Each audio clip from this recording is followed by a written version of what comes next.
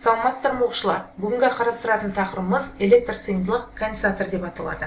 Бүгінгі сабақта электр сыйымдылық ұғымының физикалық мағынасын түсінеміз және конденсатордың құрылымы мен қызметін білеміз. Электр сыйымдылығына, потенциалға есептер шығаруды үйренеміз. Электр сыйымдылықты қарастырмас бұрын ең алдымен қандайда бір өткізгішті қарастырайық. Өткізгішке егер біз Q заряд беретін болса, онда оның потенциалы φ болады. 2 Q заряд берсек, 2 φ болады. 3 Q заряд берілсе, онда 3 φ болады. Сонда заряд пен потенциалдың арасында өзара байланыс бар. Ол пропорционал коэффициентті бүгіннен бастап біз электр сыйымдылығы деп атаймыз.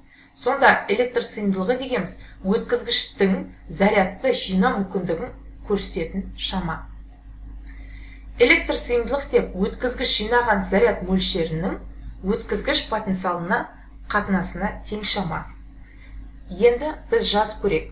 Электр сыйымдылықты бүгіннен бастап біз үлкен S әрпінен аламыз. Бұл электр сыйымдылық. Өлшем бірлігі Майкл Фарадейдің құрметіне фарад деп аталады. S фарад. Формуласы анықтамаға сәйкес S тең Q бөлінген φ. Мұндағы Q дегеніміз заряд, φ дегеніміз потенциал.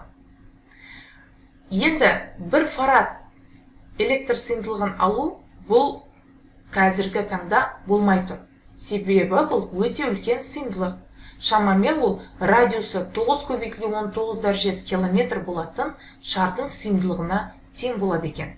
Сондықтан да біз практикада сыйымдылықты микрофарад, нанофарад, пикофарад деп аталатын шамалармен өлшейміз. Біріншісі микрофарадты жазайық. Яғни МК фарад бұл микрофарад, ол тең болады 1 көбейтілген 10-6 дәрежесі фарад. Келесі нанофарад, ол 1 көбейтілген 10-9 дәрежесі фарад. Пикофарад, PF деп жазылады, ол тең 1 көбейтілген 10-12 дәрежесі фарад. Соңында миллифарадты жазайық, яғни миллифарад бәрінен үлкен, яғни ол 1 көбейтілген 10-3 дәрежесі фарадқа тең. Сонда 1 фарадымыз неге тең деген сұрақ туындайды. Ол 1 фарад дегеніміз сонда 1 кулон бөлінген вольт. Яғни 1 фарад дегеніміз потенциалын 1 вольтқа арттыру үшін 1 кулон заряд керек болатын өткізгіштің электр сыйымдылығы екен. Конденсатор дегеніміз арасы диэлектрикпен бөлінген өткізгіштер жүйесі. Конденсатор қандай қызмет атқарады? Ол электр зарядын жинайтын құрылғы. Сіздердің алдыңызда ең қарапайым түрі көрсетілген. Яғни ол 2 пластинадан тұрған түрі. Яғни біреуінде плюс зарядтар, екіншіне теріс зарядтар жинақталады.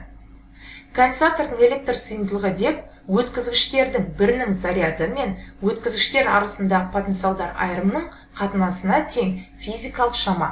Конденсатордың сыйымдылығын жазған кезінде біз S әрпімен жазсақ, сонда тең болады Q бөлінген φ1 азайтылған φ2, яғни потенциалдар айырымына қатынасы, немесе φ1 азайтылған φ2 бізде кернеуге тең. Сондықтан да S тең Q бөлінген U деп жазаламыз. Қарап отырсаңыздар, мына конденсатор пластинасының арасында бізде кернеулігі Eге тең электр өрісі пайда болады. Бұл жерде Е біреуінде Е плюс заряд кернеулік, төменгі бөлігінде бізде Е минус заряд. Қортқы өрістің кернеулігі, яғни екеуінің қосындысына тең болады. Е плюс және Е минус. Себебі оң және теріс зарядталған пластиналардың кернеулігі Е плюс пен Е минустың модульдер өзара тең, және олар бағыттас болады. Сонда біз қортқы кернеулікті келесі түрде жазыламыз. Екеу модуль жағынан тең болғандықтан Е плюсты ала берейін. сонда ол тең болады 2 көбейтілген пластинаның өрісінің кернеулігі Q бөлінген эпсилон көбейтілген эпсилон нөлевой көбейтілген 2S. 2 мен 2 қысқарады. Осыдан бізде қорытқы кернеулігіміз Q бөлінген эпсилон көбейтілген эпсилон нөлевой көбейтілген S-ке тең. Енді сипаттайық. Мұнда эпсилон дегеніміз электр өтімділік, эпсилон нөлевой дегеніміз бұл электр тұрақтысы. Және ол электр тұрақтысы бізде 8,185 көбейтілген 10-12 дәрежесі фарад бөлінген метрге тең. Ал S дегеніміз пластинаның ауданы. Конденсаторлар диэлектріктің түрлеріне және электр сыйымдылығының шамасын өзгеруіне байланысты, түрлеріне байланысты бірнеше топқа бөлінеді. Бірақ мен пішіне байланысты конденсаторның 3 түрін атап өткім келіп отыр. Бірінші жазық, екіншісі сфералық және цилиндрлік. Жазық конденсатор ол 2 пластинадан тұрады, арасында қашықтығымыз D. Осы 2 пластинаның арасы диэлектрикпен толтырылған. Бұның электр сыйымдылығының формуласы эпсилон 0 көбейтілген эпсилон көбейтілген S бөлінген D. Егерде осы жазық конденсаторлар көптеген пластиналардың жиынтығынан тұратын болса, онда оның формуласы сәл өзгеріске ие болады. Эпсилон 0 көбейтілген эпсилон S жақшан ішінде n-1 бөлінген D. Мұндағы n дегеніміз пластиналар саны. Яғни бірнеше пластинадан тұратын болса, келесі формула бойынша біз электр сыйымдылығын анықтай екеміз. Сфералық, яғни бұл жерде 2 сфералық бетпен қапталған болса, бізде формуласы S тең 4π эпсилон 0 көбейтілген эпсилон R1 көбейтілген R2 бөлінген R2 минус R1. Ал тек қана бір сфералық болатын болса, яғни радиусы R-ге тең сфера болса, формула сәл өзгеріске ие болады. Бұл жағдайда S тең болады бір сфералық үшін 4π көбейтілген эпсилон нөлевой көбейтілген R формуласы. Цилиндрлік. Бұл жерде формуламыз 2π көбейтілген эпсилон 0 көбейтілген эпсилон L бөлінген натурал логарифм R2 бөлінген R1. Мұндағы L дегеніміз цилиндрдің ұзындығы. Негізінен цилиндрлік конденсаторда мектеп курсында қолданылмайды. Бірақ жоғарғы оқу орнына барған жағдайда физика сабақтарында міндетті түрде цилиндрлік конденсаторға да конденсатордың сыйымдылығына есептер шығарасыздар. Енді біз конденсатордың қолдануына тоқталайық. Конденсаторлар қай жерде қолданылады? Яғни фотографты техникада, люминесцентті шамдарда, компьютерлерде, радиолокациялық техникада, лазер техникасында, есептеуіш құралдарда, байланыс құралдарында, радиоэлектроникада барлығында қолданылады екен. Конденсатор электр зарядын жинақтайтындығын сіздер білдіңіздер. Олай болса, егерде тоққа қосылған осындай приборларды немесе құралдарды ылғал матамен сүртетін болсаңыздар, онда сіздерді тоқ ұру мүмкін екен. Сондықтан да техника қауіпсіздік ережесін міндетті түрде сақтауымыз қажет. Ал енді бүгінгі сабақты бекіту ретінде есептер шығарайық. Слюдалы конденсатордың пластинасының ауданы 36 см квадрат, диэлектрик қабатының 0,114 см. Егер астарларда потенциалдар айырымы 3 көбейтілген 12 дәрежесі вольт, ал слюданың диэлектрик өтімділігі 6-ға тең болса, онда конденсатордың сыйымдылығын және заряды неге тең дейді? Берілгенін жазып көрейік. Берілгені, яғни ауданы бізде 36 см квадрат. Қабаты, яғни D, 0,14 см. Потенциалдар айырымын біз кернеу ретінде алайық. 3 көбейтілген оның 2 дәрежесі вольт. Диэлектр өтімділігіміз 6-ға тең. Тау керек біз сыйымдылықты және зарядты. Халықаралық бірліктер жүйесінде бізде сантиметр квадратымыз ол 36 көбейтілген оның -4 дәрежесі метр квадратқа тең болады. 0,14 сантиметр. Яғни 0,14 көбейтілген оның -2 дәрежесі метр. Шешуі. Ең алдымен бұл қандай конденсатор екенін анықтайық. Яғни пластина деп тұр. Демек бұл жазық конденсатор. Жазық конденсатордың электросыйымдылығының формуласы эпсилон нолевой көбейтілген эпсилон S бөлінген D еді. Енді осы формула бойынша тауып алайық. Ол бізде электр тұрақтысы жоғарыда айтып өткенде 8,85 оның -12 дәрежесі фарад бөлінген метр. Электр өтімділігіміз 6-ға тең. 36 көбейтілген оның -4 дәрежесі метр квадрат ауданымыз бөлеміз. Мен сәл осы жерде өзгеріс енгізейін. Яғни 0,14 оның -2 дәрежесі, тағы да 2 орын жылжытатын болса 14 көбейтілген оның -4 дәрежесі метр деп алайық. Қысқартатын қысқартып жіберейік. Яғни бізде не қысқарады? Метр квадрат 1 метр қалады, ол мұна метрмен қысқарады. Сонда өлшем бірлігіміз бізде фарад қалады. 8,85-ті 6-ға көбейтеміз 36-ға, бөлеміз 14-ке. Сонда бізде тең болады 136-та 5.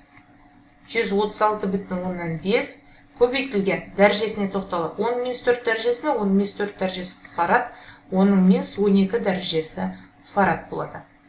Зарядты табу үшін Q тең S көбейтілген U формуласын қолданамыз. Бұл формула қайдан шықты? Яғни S тең Q бөлінген U, содан Q-ді тапқанда S U деп аталады. Орнына қоямыз 136,5 көбейтілген оның -12 дәрежесі фарад көбейтілген 3 көбейтілген оның 2 дәрежесі вольт. Фарад пен вольттың көбейтіндісі бізге кулонды береді. Көбейтеміз 3-ке, сонда 409,6 мен жуықтап 410 дәрежесі оның -10 дәрежесі кулон деп аламын. Наны кулонға келтіру үшін 1 орын жылжытамыз. Сонда 41 көбейтілген оның -9 дәрежесі кулон, ал бұл өз кезегінде 41 наны кулонға тең болады. Келесі есебіміз пластиналар ауданы 500 см квадрат, жазық ауа конденсаторы 0,5 микрокулон зарядпен зарядталған. Жазық ауа конденсаторының өріс кернеулігі неге тең дейді? Берілгені, яғни ауданымыз 500 см квадрат дейді. Заряд 0,5 микрокулон.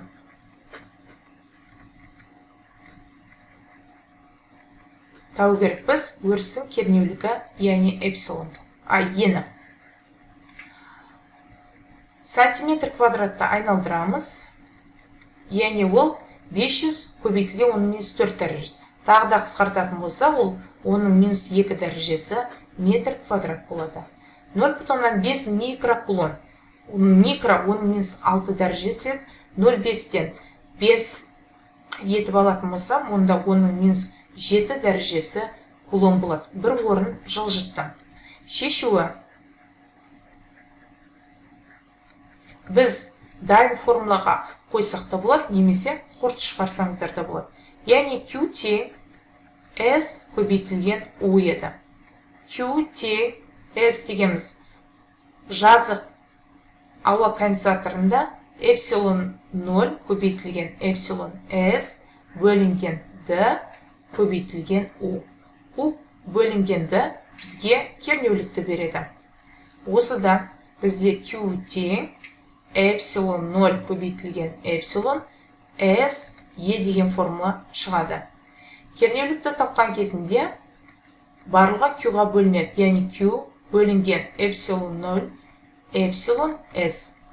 Ауа үшін бізде эпсилон 1-ге тең екендігін еске түсірейік. Сондықтан да біздің формуламыз Q бөлінген эпсилон 0 S болып қалады. Орнына қояйық, яғни 5 көбейтілген оның минус 7 дәрежесі кулон, 8-де 85 көбейтілген оның минус 12 дәрежесі фарад бөлінген метр, және ауданымыз 5 көбейтілген оның минус 2 дәрежесі метр квадрат. 5 пен 5 қысқарады. Астында екеуінің дәрежесі бірдей болғандықтан оның минус 14 дәрежесі болады. Ол оның минус 7 дәрежесімен қысқарып, астыңғы бөлікте оның плюс 7 дәрежесі қалады. Енді бірді тек қана 8-де 85-ке бөле салам. Себеп қалғанын барлық қысқарып кетті. Сонда менде қалғаны 0,113 мыңнан 113 дәрежесі, оның 7 дәрежесі ньютон бөлінген кулон немесе вольт бөлінген метр болады. Енді бір орын жылжытатын болсақ, яғни 1,113, оның 6 дәрежесі вольт бөлінген метр. Бұл өз кезегінде бізде жауабын жазайық, мегаға тең болады. Сонда 1,113 мега вольт бөлінген метр. Жазық ауа конденсаторының пластиналар арасындағы потенциалдар айырымы 150 вольтқа тең. Әр пластинаның ауданы 120 см квадрат. Заряды 5 нанокулон. Пластиналар арасындағы қашықтықты тап деді. Потенциалдар айырымы, яғни U кернеуіміз 150 вольт. Әр пластинаның ауданы десе, бұл жерде бір ғана S-ті аласыздар, осыны ұмытпаңыздар. 20 см квадрат. Заряды 5 нанокулон. Қашықтық бізде D белгісіз. Сантиметр квадратты айналдырайын. Яғни ол менде 120 көбейтілген оның минус 4 дәрежесі метр квадратқа тең болады. Нанокулон 5 көбейтілген оның минус 9 дәрежесі кулон. Пластиналар арасында қашықтықты табып алайық. Яғни Q тең бізде формуламыз S көбейтілген U. Q тең, сонда бізде эпсилон нолевой көбейтілген эпсилон S бөлінген D көбейтеміз U-ға. Пластиналардың арақашықтығын тапқанда Q екеу орындар бір-бірінен ауысады. Сонда D тең эпсилон 0 көбейтілген эпсилон S көбейтілген U бөлінген Q. Орнына қоямыз. D тең 8,185 көбейтілген оның минус 12 дәрежесі фарад бөлінген метр. Көбейтеміз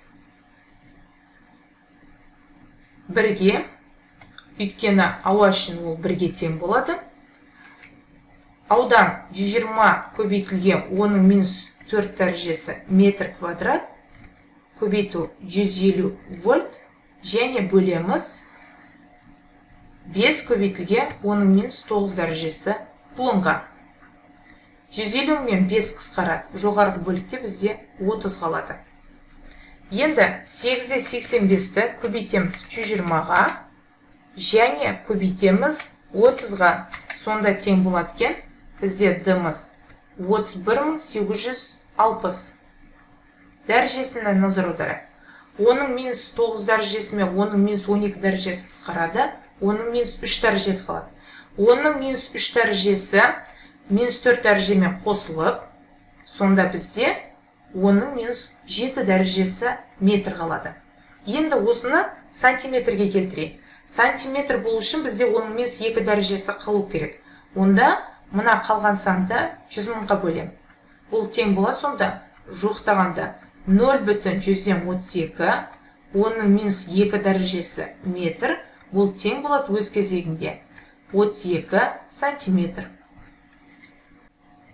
Келесі есебіміз сыйымдылықтар 6 пикофарад және 9 пикофарад болатын шардың потенциалдары сәйкесінше 2 көбейтілген 2 дәрежесі және 8 көбейтілген 2 дәрежесі. Екі шардың қосынды заряды қандай? Шарлардың соқтығысқаннан кейінгі потенциалын тап дейді. Дәл осы жерде сіздерге формула бергім келіп отыр. Егерде бірнеше өткізгіш немесе конденсатор бір-біріне қосылып заряд алмасуға қатысатын болса, онда әр конденсатордың сыйымдылығы немесе өткізгіштің потенциалы келесі формула бойынша табылады. Бұл көбінде сіздерде оқулықта жоқ. Яғни сумма жақшан ішінде SI көбейтілген фи бөлеміз сумма SI. Енді ашайық, біздің жағдайда қарап отырсаңыздар, екі шар қатысып отыр. Сондықтан да бұл формула келесі түрге ие болады. Яғни S1 көбейтілген фи1 қосылған S2 көбейтілген фи2 бөлінген, мұна бізде қосу белгісін білдіреді, яғни S1 қосылған S2. Яғни қарапайым тілде біз нақты шағындап жазылған формуламыз. Аштық. Енді орнына қойайық. Біздің S1-іміз 6 пикофарад, яғни 6 көбейтілген оның минус 12 дәрежесі фарад, көбейтілген 2 оның 2 дәрежесі вольт, плюс 9 көбейтілген оның минус 12 дәрежесі фарад, көбейтілген 8 көбейтілген оның 2 дәрежесі вольт. Бөлімде екеуін қосамыз, 6-ға 9 қосса, бізде 15 көбейтілген оның минус 12 дәрежесі фарад болады.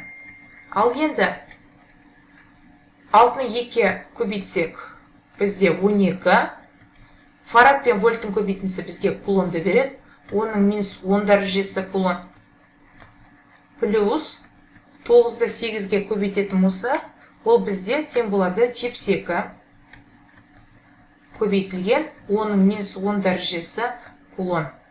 Бөлеміз 15 оның минус 12 дәрежесі фарадқа. Сонда қарап отырсаңыздар, біз соқтығысқаннан кейінгі потенциал және қосынды зарядты бірінен тауып жатыр. Мына жоғарғы бөлік бізге қосынды зарядты береді. Яғни ол 84-ке тең болады, 12-ні 72-ке қосқандықтан. Оның минус 10 дәрежесі кулон, ал төменгі бөлікте бізде 15 көбейтілген оның минус 12 дәрежесі фарад. 84-ті бөлеміз 15-ке, бұл тең болады екен 5,6, оның минус 12 дәрежесі мен оның минус 10 дәрежесі қысқаратын болса, оның плюс 2 дәрежесі қалады. Міне, шарлардың соқтығысқаннан кейінгі потенциалы бізде 5,6, оның 2 дәрежесі вольт болды. Ал зарядымыз жалпымыз бізде 84 көбейтілген оның минус 10 дәрежесі кулонға тең болды. Мына формуланы міндетті түрде ұмытпаймыз, өйткені көбінде бұл оқулықтарды берілмейді. Міне осымен бүгінгі сабағымыз аяқталды. Егер де сіздерге видео ұнаған болса, достарыңызбен бөлісіп, каналға жазуды ұмытпаңыздар. Сонымен қатар Instagram парақшасына сіздерді мазалаған сұрақтар немесе есептер болса, жазсаңыздар болады. Instagram парақшам осы видеоның төменгі бөлігінде көрсетілген. Қош, сау болыңыздар.